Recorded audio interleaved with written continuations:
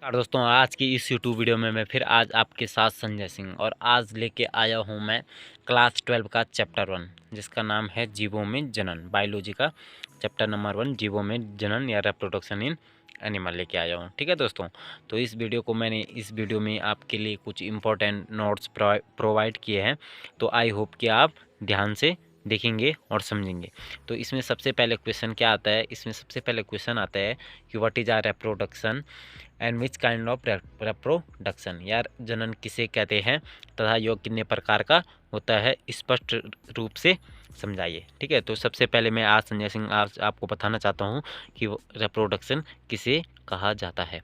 तो ध्यान से समझिएगा, बहुत ही आसान इसकी डेफिनेशन है। तो देखिएगा, वह प्रक्रिया जिसमें कोई जीव अपने समान जीवों को उत्पन्न करता है जनन कहलाता है। मतलब कुछ वह प्रक्रिया जिसमें कोई जीव होता है अपने समान जीवों को क्या करता है, उत्पन्न करता है। जैसे ह्यूमन है तो ह्यूमन का जो मतलब संतान होगी तो वो ह्यूमन ही जाति की होगी, और जो ये प्लांट में आते हैं तो उनकी जो संतान होगी वो क्या होगी, प्लांट ही में आएगी, तो उसे क्या कहा जाता है, रिप्रोडक्शन। ठीक है, तो देखो रिप्रोडक्शन कितने प्रकार का होता है, 2 प्रकार का, बेसिकली 2 प्रकार का रिप्रोडक्शन होता है। सबसे पहले आता है सेक्सुअल रिप्रोडक्शन, फिर आता है एसेक्सुअल रिप्रोडक्शन। सेक्सुअल रिप्रोडक्शन को हिंदी में लैंगिक जनन कहा जाता है और एसेक्सुअल रिप्रोडक्शन को हिंदी में अलैंगिक जनन कहा जाता है। ठीक है, तो देखो अब आपको समझना है कि सेक्सुअल रिप्रोडक्शन की डेफिनेशन क्या है। ठीक है, तो वह जनन जिसमें 2 विपरीत लिंग वाले जनक भाग लेते हैं सेक्सुअल रिप्रोडक्शन कहा जाता है। ये तो इसकी डेफिनेशन है। अब आप इस तरह से भी इसको समझ सकते हैं कि वह जनन जिसमें मादा तथा नर के संयुग्मन द्वारा किसी जीव की उत्पत्ति होती है वो क्या कहलाता है, सेक्सुअल रिप्रोडक्शन कहलाता है। ठीक है, और इसमें जो युग्मक जनन होता है किसके द्वारा होता है, गैमेट्स या गैमेट्स कौन है, मेल एंड फीमेल।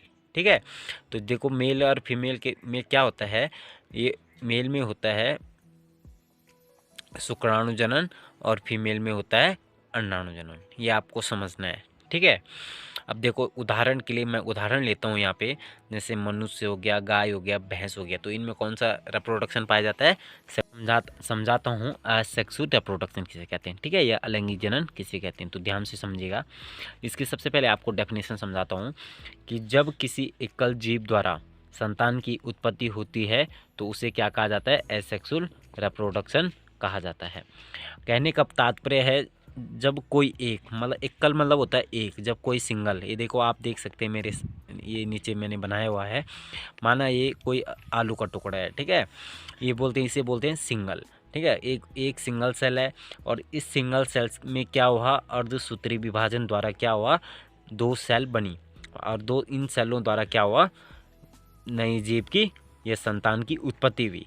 ठीक है, तो इसे कहा जाता है एसेक्सुअल रिप्रोडक्शन। ठीक है, अब ध्यान से समझिएगा, इनमें क्या होता है, इनमें ना ही तो गैमेट्स पाए जाते हैं और ना ही इनमें क्या होता है समसूत्री और समसूत्री विभाजन नहीं पाया जाता।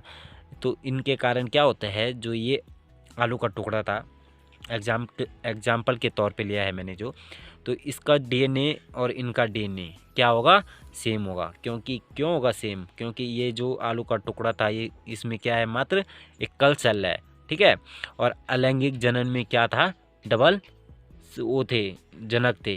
ठीक है, मेल एंड फीमेल, तो उनका डीएनए आरएनए क्या होगा, डिफरेंट होगा। ठीक है, तो इसलिए जो एसेक्सुअल रिप्रोडक्शन होता है ऐसे जीवों में क्या होती है, भिन्नता नहीं पाई जाती है। भिन्नता मतलब होता है डिफरेंट, बायोडाइवर्सिटी कम पाई जाती है। ठीक है, इसे कायिक जनन भी कहा जाता है। कायिक जनन किसे कहा जाता है, कायिक का मतलब होता है बॉडी। ठीक है, अब देखो एक बॉडी के द्वारा ये आप लगा सकते हैं एग्जाम्पल के तौर पे, माना एक अदरक का टुकड़ा है। ठीक है, तो इसे हम एक बॉडी के तौर पे लेते हैं या एक सेल के तौर पे लेते हैं, और इसमें अर्धसूत्री विभाजन द्वारा क्या हुआ, 2 सेल का निर्माण हुआ। एक तो ये है और सेकंड सेल ये है, तो एक सेल के द्वारा क्या हुआ, 2 सेल बने, या एक सेल के द्वारा क्या हुआ, संतान की उत्पत्ति हुई, तो उसे क्या कहा जाता है, अलैंगिक जनन कहा जाता है। ठीक है, उदाहरण के लिए हम देख सकते हैं अदरक, आलू हो गया या अम्बिवा हो गया।